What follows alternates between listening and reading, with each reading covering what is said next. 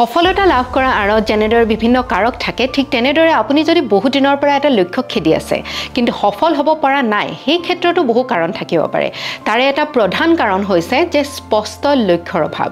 স্পষ্ট নিৰ্দিষ্ট আৰু জুখিব পৰা লক্ষ্য অবিহনে ফলপ্ৰসূ পৰিকল্পনা তৈয়াৰ কৰাটো আৰু তাৰ বাবে অনুপ্ৰাণিত হোৱাটো বহুত কঠিন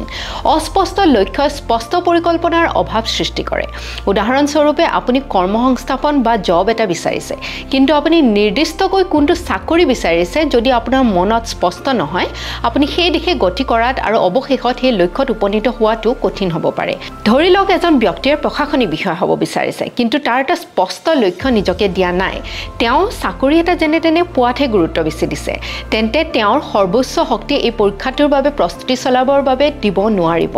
কি কৰিলে সেই নিৰ্দিষ্ট লক্ষ্যত উপনীত হ'ব সঠিকভাৱে উলিয়াই লোৱাৰ কামটো কৰিব নোৱাৰিব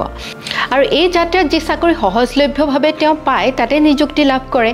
তেওঁৰ উচ্চাকাংক্ষা থকাৰ সত্ত্বেও স্পষ্ট লক্ষ্যৰ অভাৱত তেওঁ আগুৱাই যোৱাত ব্যৰ্থ হয় সেইবাবে আপুনি সফলতাৰ আৰু সন্তুষ্টি লাভ কৰিবৰ বাবে লক্ষ্য আৰু স্পষ্ট সংজ্ঞা নিৰ্ধাৰণ কৰি ল'ব লক্ষ্য আপোনাৰ বাবে সদায় নিৰ্দিষ্ট হ'ব লাগে তাক জুখিব পাৰিব লাগে সাধনযোগ্য আৰু প্ৰাসংগিক হ'ব লাগে আৰু নিজকে সেই লক্ষ্যত উপনীত হ'বৰ বাবে সময়সীমা বান্ধি দিব লাগে তাৰ পিছত এই লক্ষ্যক সৰু সৰু পৰিচালনাযোগ্য কামত বিভক্ত কৰি ল'ব লাগে প্ৰেৰণা বজাই ৰাখিবলৈ সৰু সৰু যিবিলাক জয় হয় সেইবোৰ উদযাপন কৰি যাব লাগে মনত ৰাখিব আপোনাৰ মনৰ লক্ষ্যক প্ৰথমে আপুনি বিশ্বাস কৰিব লাগিব যে আপোনাৰ যোগ্যতা আছে তাত উপনীত হোৱাৰ সেই অনুসৰি আপোনাৰ কথা বা ভাষাটো সেই ভাৱ প্ৰত্যেক দিনাই প্ৰকাশ পাব লাগিব আৰু সেই অনুযায়ী আপুনি প্ৰত্যেক দিনাই যেতিয়া কাম কৰাত ব্ৰতী হ'ব